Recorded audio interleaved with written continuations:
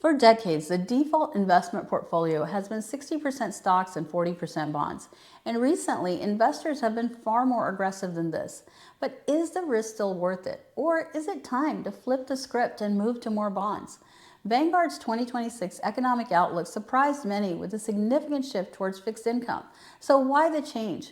What are they seeing that we're not? And more importantly, how does it affect you as an investor? That's what we're going to talk about today. Hi, I'm Dr. Shamim Nazir. I'm a practicing emergency physician, and I create content on investing because I believe that everyone, even doctors and busy professionals, need to take an active interest in managing their own money. Now, before we get into the Vanguard paper, let's quickly mention the two big players and why they behave differently. Stocks represent ownership in a company, and stock values can fluctuate based on the company performance, market sentiment, or economic factors. And all this adds volatility and risk. Bonds, on the other hand, are loans to governments or corporations, and bonds pay interest and the principal at maturity. And U.S. Treasury bonds, which are loans to the U.S. government, are considered virtually risk-free. So why take risks with stocks at all? Well, because there's a greater upside or potential return, and that additional expected return is called the equity risk premium. And this risk premium is what it all comes down to. The question you need to answer as an investor is, if you take that added risk with stocks, are you going to get the additional returns you're expecting?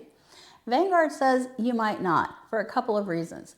The first is valuation, or the price of stocks. The price of a stock is mostly determined by what people will pay for it.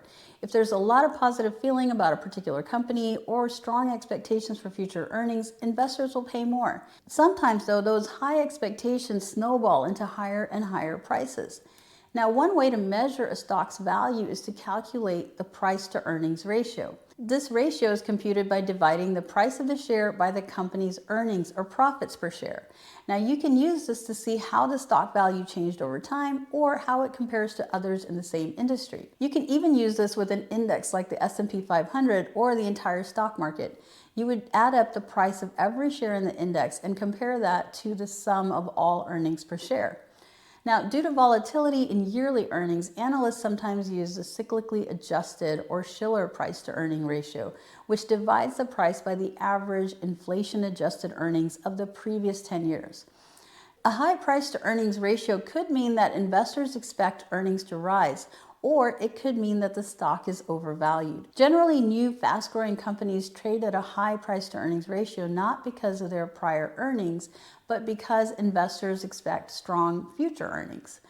Now, regardless of how investors feel about a particular stock, to justify a high price to earnings ratio consistently over long periods of time, the stock not only has to grow, but would have to grow at a continuously increasing rate. So what does that all have to do with today's stock market? The inflation-adjusted PE ratio for the S&P 500 is currently around 40, which is well above its historical median value of 16. And the last time it was this high was in 2000 during the dot-com bubble.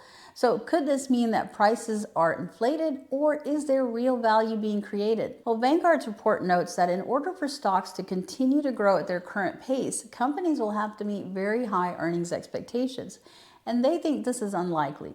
They predict instead that growth will slow, and stocks will likely only earn 4 to 5% over the next 5 to 10 years.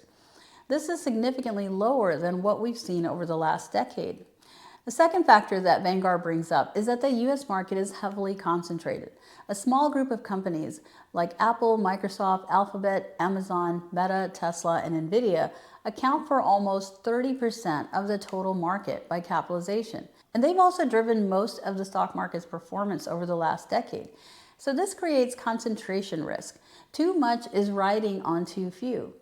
Investors might think that they are diversified by investing in a broad index fund, but in reality, they're invested heavily in a few businesses. If these companies fail to sustain their growth, they can negatively impact the entire market. Furthermore, much of the revenue growth in these big tech companies is driven by investment in AI. For 2026 alone, these big companies will likely spend $650 billion in building out data centers and other infrastructure. So the question is whether these massive upfront investments can actually translate into sustainable earnings, or will they just cause financial strain for these companies? Is it possible that AI fails to deliver on its promise? Well, Vanguard says it's possible. In fact, they believe that there is a roughly 25 to 30% chance that AI fails to meet the very high earnings expectations that are currently priced into the markets. Furthermore, as with the development of any new technology like the internet, early leaders in tech usually don't maintain their dominance. The big giants of the 1990s are faint memories now.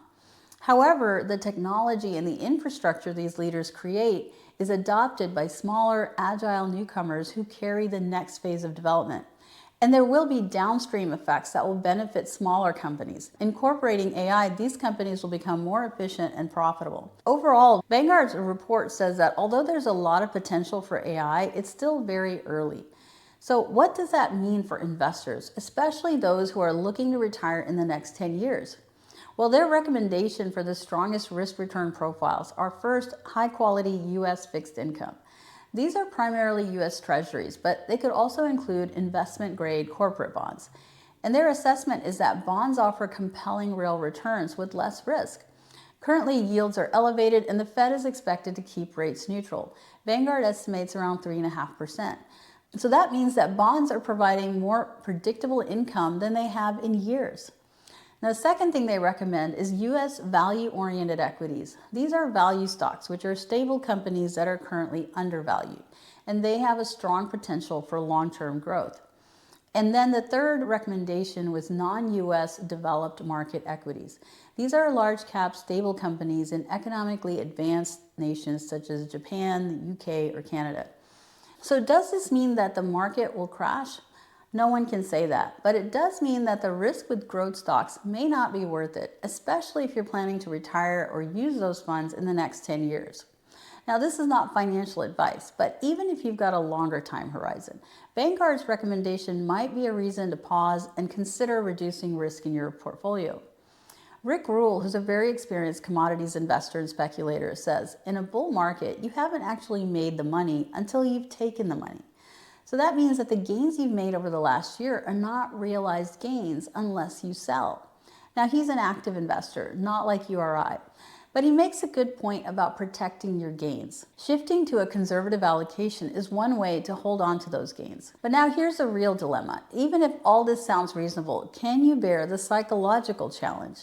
The stock market might continue to climb, and you might be watching from the sidelines, regretting your decision to scale back. And you might feel like you're missing out and you want to jump back in. That's where self-awareness comes in. You've got to decide what's right for you. You're not competing with anyone else when you invest. Now, regardless of your asset allocation, if you have a lot of money in tax-deferred accounts and you're considering a Roth conversion, make sure to watch this video next, where I discover a whole new way to look at Roth conversions. I'll leave a link for the Vanguard Outlook below, and I'll see you over there in the Roth conversion video next.